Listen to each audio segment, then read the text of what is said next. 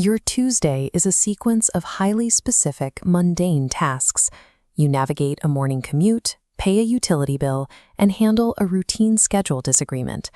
Modern logic defines these as isolated physical events. If the commute is slow, it is simply a matter of traffic density. You are an individual navigating a series of random, disconnected hurdles. But occasionally, a minor event triggers a reaction that feels completely disconnected from the actual facts. A standard layoff at a company you didn't even like triggers a physical sensation of death.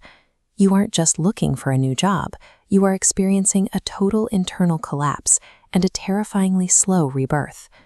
An argument over whose turn it is to do the dishes feels like a struggle for the survival of the world. The adrenaline and the stakes are far too high for a chore involving soap and water.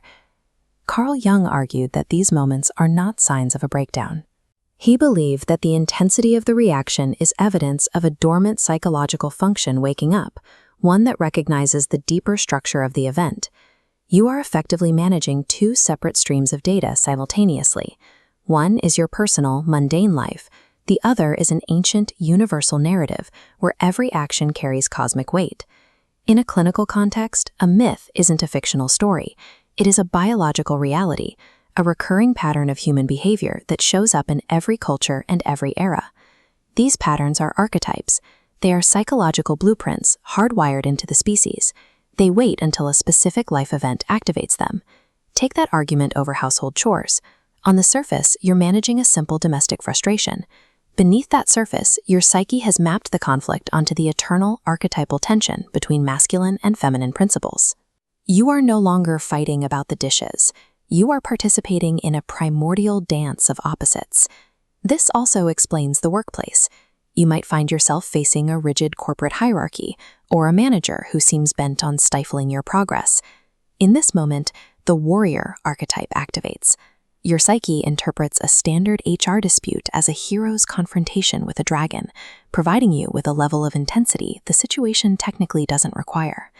This dual-layer framework constantly connects the heat of a personal moment to the cold structure of a universal history. It replaces the feeling of being uniquely overwhelmed with the realization that you are navigating a well-worn path. Consider the death of a parent. Modern society views this as a private, isolated tragedy. You are a biological unit that has lost its predecessor. But Jung noted that we also experience the death of the father archetype, a pillar of stability and authority within the psyche itself. This realization shifts your perspective.